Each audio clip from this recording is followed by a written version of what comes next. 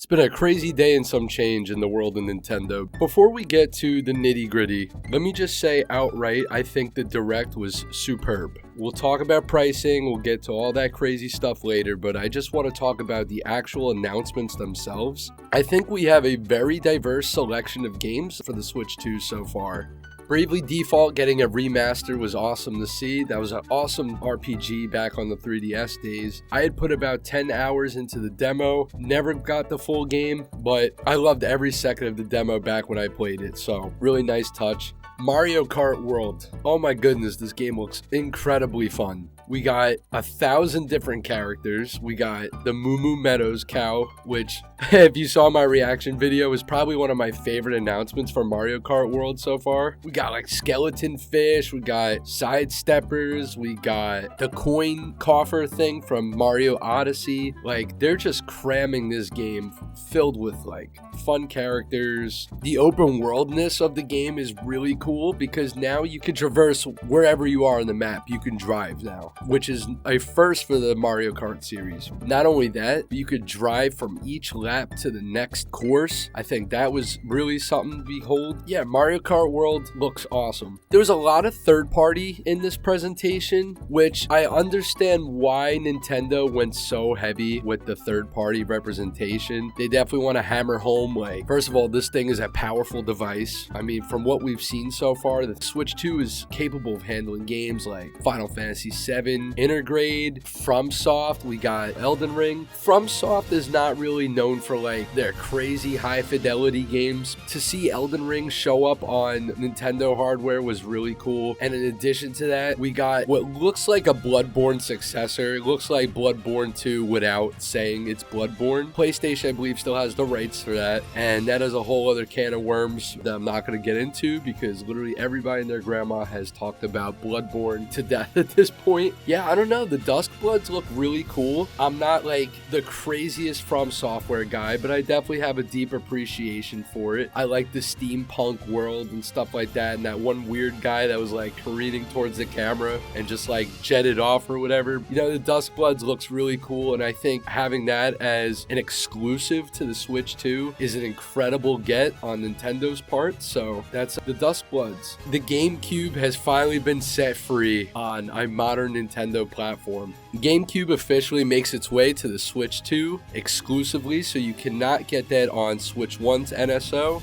First up, we got The Legend of Zelda The Wind Waker, which is a shock to see. Very happy about that because that is my personal favorite Zelda game of all time. But to not see Nintendo sell the HD version separately was kind of a weird decision, unless they're still saving that for down the line, because there is quality of life improvements that Wind Waker HD had, such as the speed sale and things like that. I think that was a weird decision, but we'll have to see. I mean, you know, Nintendo likes money, so I mean, I don't think Nintendo would completely rule out a Twilight Princess HD again or Wind Waker HD, but nevertheless, it's always nice to see some of my favorite games finally being able to be played on official Nintendo hardware. Up next, we got Soul Calibur 2, which I've been fiending to play on modern platforms for the longest time. I actually missed my window back whenever it was on like Xbox One back in the day. I believe even 360 and PS3 had it at some point. I think the hard thing about Soul Calibur games is obviously licensing out. Like, the guest characters of Soul Calibur is always like an exciting spectacle to see, like, oh, what guest character are they going to be able to pull this time, right? But I don't think anybody's going to argue this, but we got the best version of Soul Calibur 2 finally playable on Nintendo system since the GameCube. And you already know, man, I'm going to be playing the shit out of Link in Soul Calibur 2 again, man.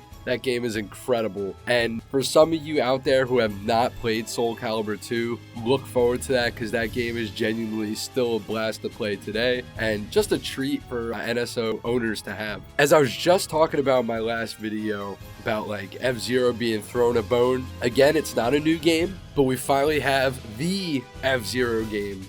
The best F-Zero game we can finally play officially on Nintendo hardware, again for the first time since the GameCube, and that is F-Zero GX. You can customize your cars. There's a story mode. The graphics, I mean, they're still mind-blowing to this day. Every GameCube game on there is obviously going to have some sort of resolution boost. So yeah, look forward to F-Zero GX. I cannot wait to finally play that game again. And it's been released from retro game collecting hell. F-Zero GX is definitely on the pricier side. Not as crazy as some of the other games that they've shown in there, which literally seemed like the biggest like FU to these GameCube resellers on eBay, charging the wildest prices you can think of. I mean, like Pokemon Gale of Darkness complete in box, I think will run you like over $200. So to finally see that come into the service, Pokemon Coliseum, Fire Emblem Path of Radiance is another expensive one that we could finally play thanks to NSO. Yeah, GameCube blowout. I cannot wait to see what else they got, and that is coming out on launch day.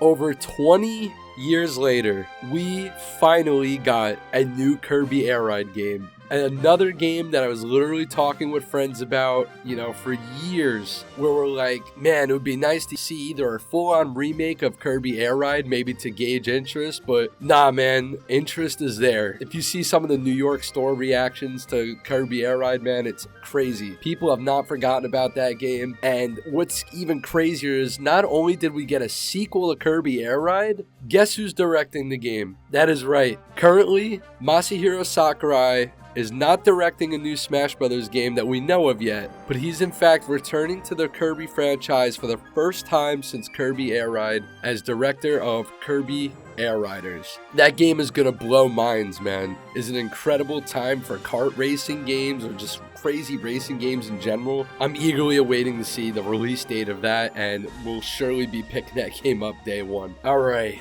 The last one was a little bit of a bamboozle. Now, in hindsight, you're able to see bananas and what looked like Diddy Kong robots and stuff like that, but we didn't get a new 3D Mario game as the closer for the Switch 2 Direct. We got a new 3D Donkey Kong game, dude. For the first time since Donkey Kong 64, Daddy DK finally comes home with a brand new 3D game, and it looks like it was developed by the Japan EAD team, which worked on Mario Odyssey. And it looks like Donkey Kong Bonanza has Mario Odyssey's DNA written all over the place. And you know what? I am here for it. Mario Odyssey is one of the best 3D platformers of all time. That is undeniable. To see its DNA imbued into Donkey Kong Bonanza is going to be a real treat. And I cannot wait to just explore that game world, man. The graphics are like mind-blowing. I lost my voice screaming over that game. I have no idea what to expect, but I know it's already going to be one of my favorite Switch 2 games of all time. There's no contesting that. It's kind of poetic because it seems like they've been building up to this moment for Donkey Kong for quite some time now.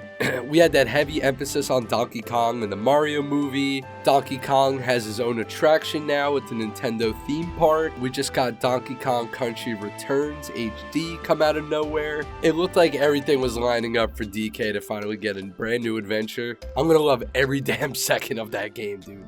Now, I want to save the negative stuff for last because this is the one thing that everybody is focusing on, and for good reason right now. I live in the United States, and right now the economy is not in the best shape. You know, egg prices and all those things are crazy. When it comes to video games, that's a luxury, right? It's entertainment. The pricing for Switch 2, the console, I think is perfectly fine. I think for the power that we're getting out of the Switch 2 from what we saw in the presentation is absolutely worth the price of admission. Some people want to complain about the pricing of the Switch 2, and they don't realize, like, companies have to make money on these things because the hardware itself is decently powerful. Obviously, it's not a PS5 or an Xbox Series X, but think about the hardware that went into those consoles, and they only charged us $500. Honestly, these consoles are priced accordingly for what we're getting. So $450 for the Switch 2, I'm perfectly fine with that, no worries there. However,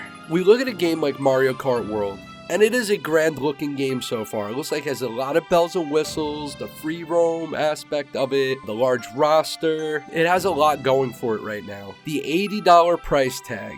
So here's my thoughts on that, right? Back in the 90s, game prices were all over the place. You had certain Super Nintendo games like Chrono Trigger, I think was like $80 back in the day. Like, let's say the N64 generation, you were paying $60 for Mario 64, and you'd be paying a little bit more for games like Star Wars Shadow of the Empire, for instance. I think push was gonna come to shove at some point. Now 70 was already kind of like, all right, I guess it's justified, you know, inflation. Nintendo had already tested the waters when they dropped Tears of the Kingdom at $70, which a lot of people complained about, but eventually was like, all right, this looks like the industry standard. Now Mario Kart World is pushing the boundaries again, and we don't know for sure all the details of why it costs $80 exactly. So I'm gonna wait and see. $80 is obviously not the friendliest price point, but with inflation, it kind of makes sense. But now, does that dictate the rest of the gaming market too? Because if Nintendo can charge $80 for a game like Mario Kart World, who's to say the next big PlayStation games aren't going to start costing $80? And then it becomes kind of this like continual cycle of, all right, well, if people are willing to pay $80 for this, let's see how they fare with $84.99 or eventually $89.99, which is definitely going to happen. Hopefully not sooner rather than later, but you know, that remains to be seen. So that's really my thoughts when it comes to the pricing. I do think their business practices when it comes to like that tech demo is absolutely disgusting. When PlayStation already has games like Astro's Playroom, which was a full-on 6 to 8 hour adventure, beautiful graphics, showcased the DualSense controller perfectly, and this looks like a lot less, and they're charging for it. I hope Nintendo backpedals on that. That remains to be seen. I know I'm not going to be paying for a tech demo. I'm not fond of that at all. When you had amazing games like Wii Sports packed in with the Wii back in the day, Nintendo Land bundled with the Elite Wii U or whatever edition that was called back in the day, Deluxe Wii U.